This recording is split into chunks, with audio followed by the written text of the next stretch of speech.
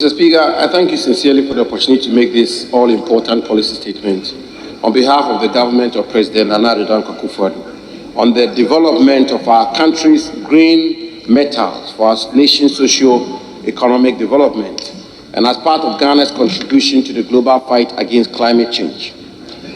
Mr. Speaker, the matter to do with green metals in our country is one that is of utmost importance to the government of President Akufo-Addo. And indeed, Mr. Speaker, as it may be noted, the government has been working feverishly to add value to our existing mineral resources, which is culminated in the establishment of a 400 kilogram capacity gold refinery through a public-private partnership which is ready to refine our gold here in Ghana. Already, Mr. Speaker, we have commenced the processes of securing a London Bullion Market Association LBMA certification to enable us easily export and trade our refined gold on the international markets. Mr. Speaker, carbon emissions through the burning of hydrocarbon-based fossil fuels like coal, oil, and gas continue to pose a great threat to global climate action. Notably, the burning of fossil fuels by the internal combustion engine of most of the vehicles we drive contributes significantly to carbon emissions and climate change.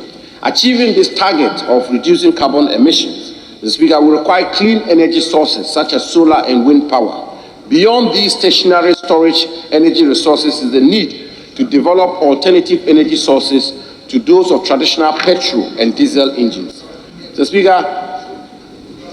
Speaker, hydrogen fuel cells, one of such alternatives, convert chemical energy into electrical energy by converting hydrogen gas and oxygen into water.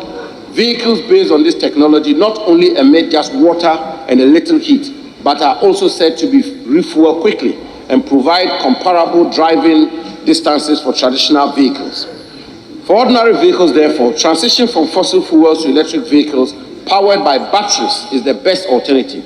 As observed by a 2021 African Development Bank report, and I quote, "The world is about to witness a revolution in the transport system as countries and developmental organizations at global and regional levels ratify a raft of new laws and guidance on the adoption of electric vehicles, which are largely powered by energy stored in lithium-ion batteries, LIB," end quote.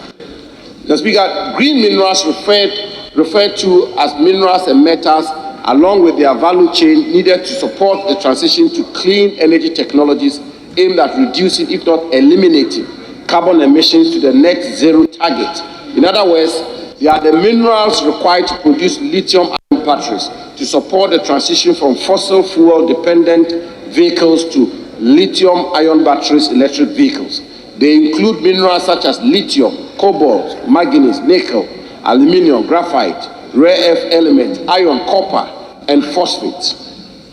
The Speaker, the real value of these minerals, however, lie in value addition.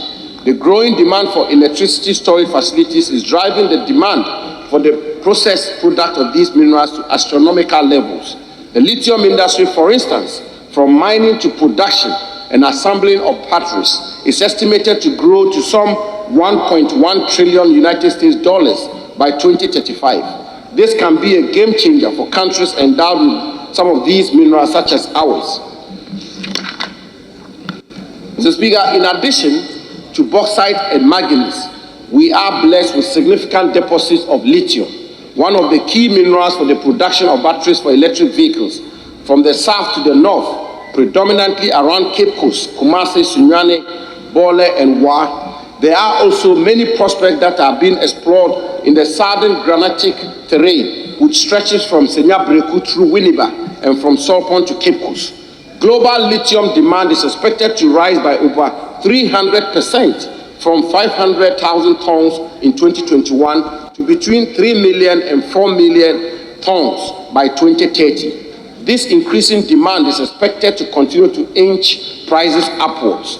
Indeed, between 2020 and 2022 alone, lithium prices rose by some 1,300% from $6,000 per ton to $78,032 per ton as of June 2022. Intensive exploration for lithium in our country is being undertaken at the Enyor project in the central region. This effort covers a total area of some 684 kilometers square. Drilling at Enyo began in 2017, Mr. Speaker, and as of March 2022, there was an inferred and indicated total mineral resource estimate of 30.1 million tons at a grade of 1.26% lithium oxide, containing approximately 379,000 tons of lithium. There is also potential interest at the nearby Ejasimanku Hill, whose investigations has identified a lithium deposit of approximately 1.48 million tons. In addition to lithium, there are also occurrences of cobalt, nickel, copper, lead, zinc, and chromium in the Buim Formation in the Oti region, and graphite in Kambala in the Upper West region, as well as the Pristia Konongo Obuasi belt. As I say, Mr. Speaker, ultimately, our non-negotiable policy is to retain the full value chain of the minerals of the future in our country. Mr. Speaker, let me seize this auspicious platform to invite investors, both domestic and international, to partner us by investing in this industry on the basis of our policy.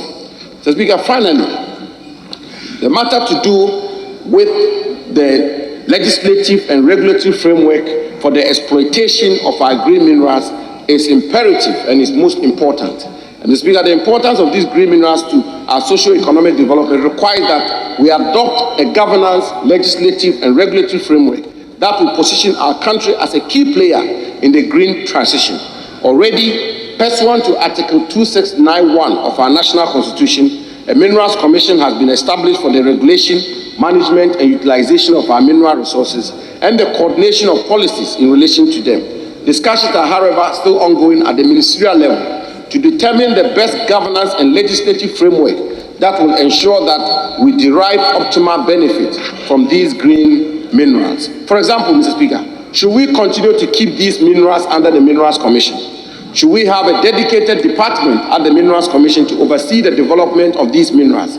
Should we, Mr. Speaker, set up, for instance, a Green Mineral Development Corporation along the lines of GIADEC or GISDEC, which can hold equity in any future operations? These are weighty decisions, and Mr. Speaker, I will in the coming weeks seek direction from the Cabinet, and I'll be back in this august house in due course to update honorable members where necessary. We will also come to the House for necessary legislation to be passed to support this emerging and all-important industry.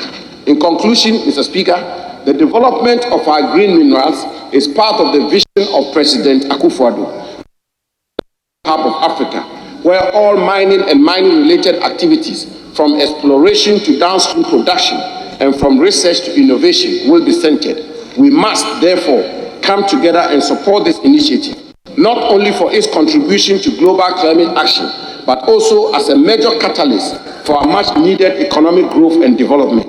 Mr. Speaker, let the House be rest assured that we shall do right by the Ghanaian people in the exploitation of these newly established and consequential minerals of the future, the green minerals, for eventual benefit of the Ghanaian people, the owners of these resources. I thank you, Mr. Speaker.